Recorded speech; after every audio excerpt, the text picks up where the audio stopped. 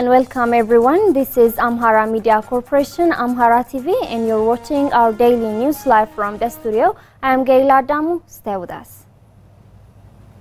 According to the Office of the Prime Minister, the terrorist TPLF's hindrance of humanitarian aid to North Wallo zone of Amhara regional state is worsening the situation. Brian Workner reports.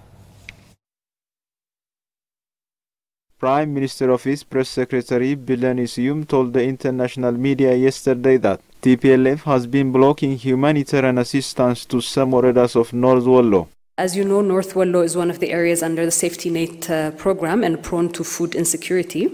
As such, TPLF's hindrance for humanitarian actors to reach civilians in need is worsening the situation. Billani said the group not only destroyed the livelihood of the people but also abducted and holds them as a hostage. However, the government has been exerting a maximum effort to address the dire humanitarian situation in North Wallo jointly with the World Food Programme and other relief agencies. She also indicated that as of September 8, 2021, 5 trucks have reached loading over 1,914 quintals of food for North Wallo beneficiaries who have been in Downs Warada. According to her, the number of displaced people has exceeded more than 500,000 from Amhara, North Wallo, South Gondar and North Gondar zones of the Amhara region. The number of internally displaced people from North Wallo zone alone has reached over 270,000 and sheltered in the sea town. As of September 14, 2021, the Disaster Risk Management Commission and partners distributed over 27,000 quintals for more than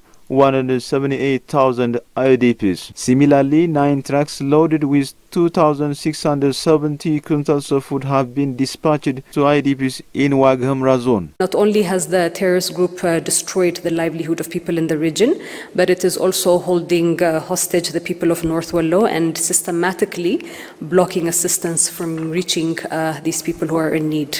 Speaking on the humanitarian situation in Tigray region, the press secretary said partners including World Food Programme and others have been dispatching food to Waradas and Kabales in Tigray. According to her, as of September 14, 2021, some 32 partners have been granted permit to transport a total of 144 million birr cash to Mekelle for humanitarian operation. This is something that will continue based on evolution. The checkpoints have been decreased to soften the movement of humanitarian convoy into Tigray, Bilani said. However, she added the number of trucks being dispatched by humanitarian actors has not increased as it should be. We have a situation where checkpoints have been decreased from 7 to 2. All of these obstacles that had been reiterated several times by humanitarian actors have now been facilitated for a smooth humanitarian flow by reducing these checkpoints. Nevertheless, we are witnessing that there's not a high number of trucks with humanitarian assistance that is entering, and this is the responsibility of humanitarian actors. In a similar humanitarian update, the government, in collaboration with the World Food Programme, has mobilized resources for internally displaced people in Afar region. Accordingly, as of September 14, 2021, over 10,000 quintals of food distributed for more 70,000 displaced people from 6 waradas in the region. Foreign Affairs spokesperson Dina Mufti said that tripartite negotiation on the construction of the Grand Ethiopia Renaissance Dam has been delayed due to the unwillingness of Sudan and Egypt to enter into the negotiation. Fukradi Zaudu tells us more. In his weekly media briefing, the spokesperson said Sudan and Egypt have taken the issue of the dam once or twice to the United Nations Security Council forum. However, he noted this is a development issue, not a security issue, and it is not an issue for the United Nations Security Council, as it is a matter of development and water utilization. So the right forum for resolving this is the African Union, as rightly and repeatedly pointed out by Ethiopia.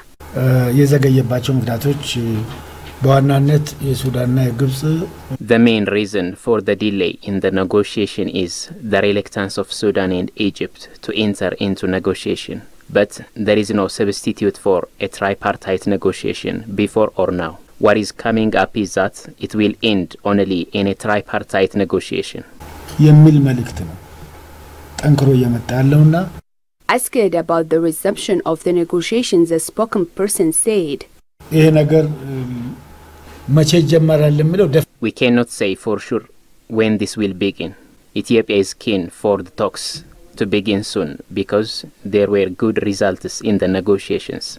There were many things that brought them closer together. There are issues that we are legally and technically close to. We can finish the rest. This is the only way to get things done." Regarding the statement given by the President of the United Nations Security Council on the matter, he stated that it supports Ethiopia's position. Commenting about the mentioning of the role of observers in the negotiations, Dina said mentioning about the role of observers is not a problem. He added that Ethiopia knows that observers want to replace the negotiators, which is not correct. The spokesperson, on the other hand, raised issues related to relief supply through direct air flight, to note that the agreement with donors does not in any way compromise Ethiopia's national security. The checkpoints for relief food by road has, however, been reduced based on donors' request. Meanwhile, it was learned that 400 Ethiopian diplomats are receiving 10 days capacity building training. He stated, "The objective of the training is to strengthen their ability to deliver service and promote national interest wherever they are assigned." It was pointed out that there will also be restructuring of institutions both in the embassies and the head offices in view of creating efficiency and diligence. According to Dina, the Ethiopian diaspora has recently been massively contributing resources towards helping the National Defense Force in the internally displaced people due to the war unleashed by the terrorist TPLF in the neighboring Amhara and Afar regions. According to Tigray Democratic Party, the terrorist TPLF's dream of destabilizing Ethiopia and seceding Tigray from Ethiopia is delusional and reveals that TPLF is a hireling of the country's archenemies. Ababa Brahani has the details. Tigray Democratic Party Political Affairs Deputy Head told Ethiopian news agency that the interview spokesperson of the terrorist TPLF, Getachew Reda, made with the Egyptian government-affiliated TAN-TV on Wednesday reveals the illusion of the terrorist group. TPLF spokesperson Getachew told TAN-TV that TPLF is ready to collaborate with any party that aspires to dismantle the government in Ethiopia, recalling that his group had agreed with the other terrorist group Sheni.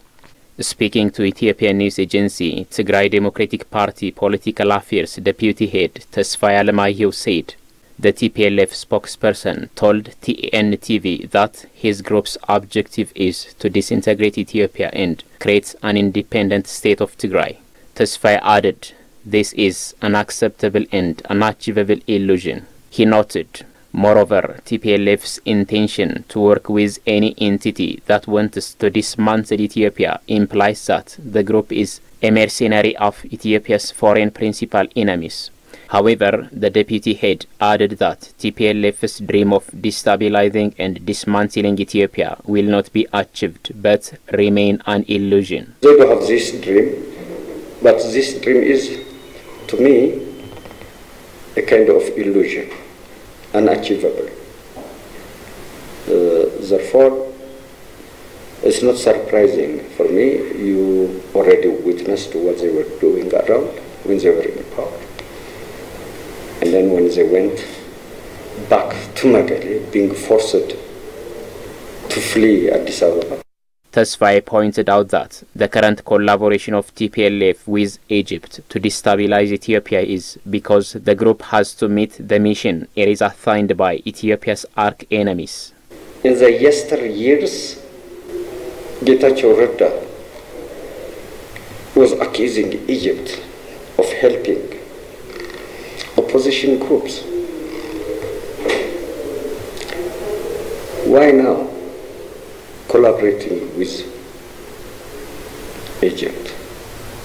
Is it new?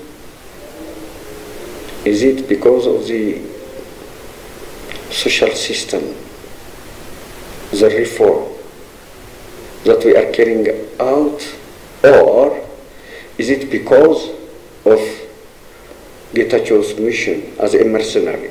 According to the deputy head, the TPLF had never served the interests of Ethiopian people in general and the Tigrayan people in particular when they were in power.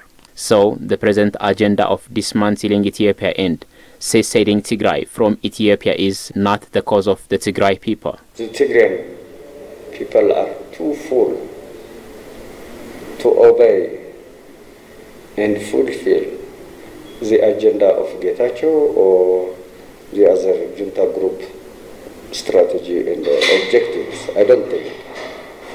But the Tigrayan people are now under harsh imprisonment. Everything is imposed upon. They have no essay. They can't tell their opinions. Rather, when they start to tell, when they start to oppose, they are killed, tortured. And I don't think the Tigrayan people cause is not the cause of the PLF, and then it have never been. But as you know, when they were in power, these people never served the interest of the Ethiopian people in general, and the Tigrayan people in particular. They do have their own mission. This mission is the mission of our principal enemies to act like a mercenary. Tesfaye underscored that the people of Tigray and his party, Tigray Democratic Party, have never and will never compromise the sovereignty, survival and independence of Ethiopia. The deputy head urged the international community to help Ethiopia positively and work cooperatively or leave Ethiopians alone by not interfering in their domestic affairs. You're watching Amhara Media Corporation, Amhara TV News, and now let's take a look at the foreign exchange rate in Karat rates.